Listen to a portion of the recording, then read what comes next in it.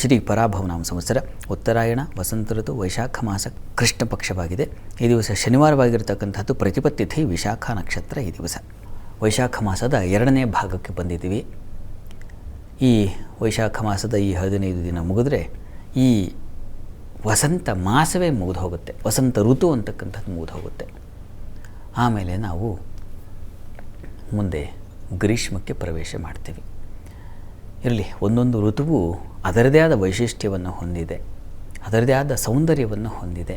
ವಸಂತ ಮಾಸ ಅಂತೂ ಮಾಸಗಳಲ್ಲೇ ಅತ್ಯಂತ ಪರಮಾತ್ಮ ಭಗವದ್ಗೀತೆಯಲ್ಲಿ ಕೃಷ್ಣ ಹೇಳ್ತಾನೆ, ಏನು ಋತೂನಾಂ ಕುಸುಮಾಕರ ಅಂತ, ಋತುಗಳಲ್ಲಿ ನಾನು ವಸಂತವಾಗಿದ್ದೀನಿ ಅಂತ. ಇಂತಹ ವಸಂತ ಋತು ಕಳೆದು ಹೋಗ್ತಾ ಇದೆ. ಆ ಕೊನೆಯ ಭಾಗದಲ್ಲಿ ನಾವಿದ್ದೀವಿ ದಿವಸ. ಇಂತಹ ದಿವಸ ಶನಿವಾರ. ಈ ಶನಿವಾರ ದಿವಸ ವಿಷ್ಣುವಿನ ಪ್ರಾರ್ಥನೆಯನ್ನು, ಶನೈಶ್ಚರನ ಆರಾಧನೆಯನ್ನು, ಹೇಗೆ ಅಂದರೆ ಶನೈಶ್ಚರನ ಆರಾಧನೆ ನಾವು ಪ್ರತಿ ದಿವಸ ಮಾಡಬೇಕಾಗತ್ತೆ. ಯಾಕೆ ಗೊತ್ತಾ ಅಂದರೆ, ಒಂದು ಹೂವಿನಲ್ಲಿ ಯಾವ ಭಾಗದಿಂದ ಪರಿಮಳ ಹೊಮ್ಮುತ್ತಾ ಇದೆ ಅನ್ನೋದು ಗೊತ್ತಾಗೋದಿಲ್ವೋ, ಹೇಗೆ ಗೊತ್ತಾಗೋದಿಲ್ಲ ನಮಗೆ ಯಾವ ಕಡೆಯಿಂದ ಬರ್ತಾ ಇದೆ ಅದು ಪರಿಮಳ?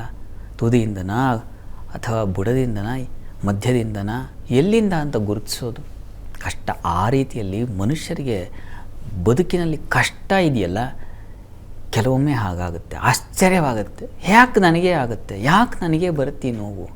ಇಷ್ಟು ಬುದ್ಧಿವಂತ ಇದ್ದೀನಿ, ಇಷ್ಟು ಬುದ್ಧಿವಂತಳಿದ್ದೀನಿ, ಇಷ್ಟು ಸಂಪಾದನೆ ಆಗ್ತಾಯಿದೆ, ಇಷ್ಟು ಗಳಿಸ್ತಾ ಇದ್ದೀನಿ, ಇಷ್ಟು ಕೆಲಸ ಮಾಡ್ತಾಯಿದ್ದೀನಿ, ನನಗೇ ತೊನೆ ನೋವು, ನನಗೇ ಪ್ರೆಷರ್ ಬರುತ್ತೆ, ನನಗೇ ಅಪಮಾನಗಳಾಗುತ್ತೆ. ಯಾಕೆ ಗೊತ್ತಾಗೋದಿಲ್ಲ ಕೆಲವೊಮ್ಮೆ. ಹೇಗೆ ಒಂದು ಹೂವಿನಲ್ಲಿ ಪರಿಮಳ ಹೇಗೆ ಬರುತ್ತೆ ಅನ್ನೋದು ಗೊತ್ತಾಗೋದಿಲ್ಲ, ಎಲ್ಲಿಂದ ಅಂತ ಕಂಡುಹಿಡಿಯೋದು. ಹಾಗೆ ಕೆಲವೊಮ್ಮೆ ನಮಗೆ ಅಜ್ಞಾತವಾಗಿ ನಮ್ಮನ್ನು ಕಾಡುತ್ತೆ.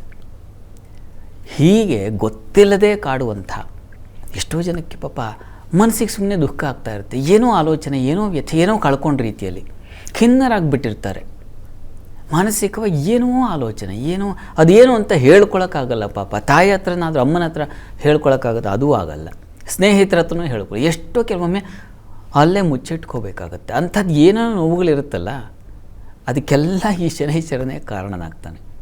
ದುಃಖಂ ದಿನೇಶಾತ್ಮಜಃ, ದುಃಖಂ ದಿನೇಶಾತ್ಮ. ಅವನು ಏನನ್ನು ಪ್ರಕಟ ಮಾಡ್ತಾನೆ ಅಂದರೆ ಶನೈಶ್ಚರ ದುಃಖವನ್ನು ಅಂತ. ಹೀಗಾಗಿ ಈ ದುಃಖ ನಿವಾರಣೆಗೆ ನಾವು ಏನು ಮಾಡ್ತೀವಿ?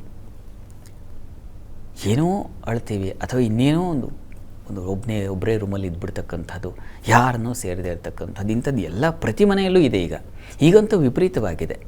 ಕಾರಣ ಯಾಕಂದರೆ ಮನೋಬಲ ಇಲ್ಲ, ನಮಗೆ ತುಂಬ ದುರ್ಬಲರಾಗ್ಬಿಟ್ಟಿದ್ದೀವಿ. ಅಂಥವರು ಶನೈಶ್ಚರ ಸನ್ನಿಧಾನಕ್ಕೆ ಹೋಗಿ ಅಭಿಷೇಕವನ್ನು ಮಾಡಿಸಿ, ರುದ್ರಾಭಿಷೇಕವನ್ನು ಮಾಡಿಸಿ. ಅದು ತುಂಬ ಇಷ್ಟ ಶನೈಶ್ಚರನಿಗೆ. ಆ ಅಭಿಷೇಕವನ್ನು ಮಾಡಿಸಿ ಆ ತೀರ್ಥ ಸೇವನೆ ಮಾಡಿ. ಪ್ರತಿ ದಿವಸ ಇದನ್ನು ಮಾಡಿ. ನೀವು 10 ದಿವಸ ಮಾಡಿ, 11ನೇ ದಿವಸ ನಿಮ್ಮ ಮನಸ್ಸು ಚಿಗುರದೇ ಇದ್ದರೆ, ಆ ದುಃಖದಿಂದ ನಾನು ಕಿಂಚಿತ್ ಹೊರಗೆ ಬರದೆ ಅಂತ ನಿಮಗೆ ಅನ್ನಿಸದೇ ಇದ್ದರೆ ನೋಡಿ, ಪರೀಕ್ಷೆ ಮಾಡಿ. ಶನೈಶ್ಚರನ ಆ ರುದ್ರಾಭಿಷೇಕಕ್ಕೆ ಅಷ್ಟು ಶಕ್ತಿ ಇದೆ. ಹೀಗಾಗಿ ಶನೈಶ್ಚರ ಮಂದಿರಕ್ಕೆ ಹೋಗಿ ನಿಮ್ಮ ಹೆಸರಿನಲ್ಲಿ ಅಲ್ಲೇ ಕೂತಿದ್ದು ರುದ್ರಾಭಿಷೇಕ ಹೆಸರು ಕೊಟ್ಟೆ ಬಂದು ಮನೇಲಿ ಕೂತ್ಕೊಂಡು ಮತ್ತೆ ಅದೇ ಬೋಲ್ಟ್ ಹಾಕೋ ಅಂದರೆ ಪ್ರಯೋಜನ ಇಲ್ಲ. ಅಲ್ಲಿ ಅಭಿಷೇಕ ಆಗುವಾಗ ನೀವು ಇರಬೇಕು. ಆ ಅಭಿಷೇಕ ನೀರು ಹೇಗೆ ಜಲ ತೈಲಧಾರೆಯಂತೆ ಅಂತ ಹಾಡ್ತಾರಲ್ಲ ದಾಸರು, ಹಾಗೆ ಆ ಅಭಿಷೇಕ ಆಗುವಾಗ ನಿಮ್ಮ ಮನಸ್ಸು ಕೂಡ ಆಚೀಚೆ ಹೋಗದೆ ಆ ಧಾರೆಯನ್ನು ಗಮನಿಸ್ಕೊಂಡು ಆ ತೀರ್ಥ ಪ್ರೋಕ್ಷಣೆ ಸೇವನೆ ಮಾಡೋದರಿಂದ 10 ದಿವಸ ಮಾಡಿ ನೋಡಿ, ನೀವು ಪರೀಕ್ಷೆ ಮಾಡಿ. ತುಂಬ ಸಹಾಯವಾಗುತ್ತೆ. ಖಿನ್ನತೆ, ನೋವು, ವ್ಯಥೆ ಯಾಕಾಗಿ ಬಂದಿದೆ, ಯಾಕೆ ಬರ್ತಾ ಇದೆ ಗೊತ್ತಿಲ್ಲ ಅಲ್ವಾ? ಹಾಗೆ ಹೇಗೆ ಆ ನೋವು ಬಂದಿದ್ದು ಗೊತ್ತಿಲ್ವೋ, ಹೋಗಿದ್ದು ಗೊತ್ತಾಗೋಲ್ಲ. ಪ್ರಯತ್ನ ಮಾಡಿ.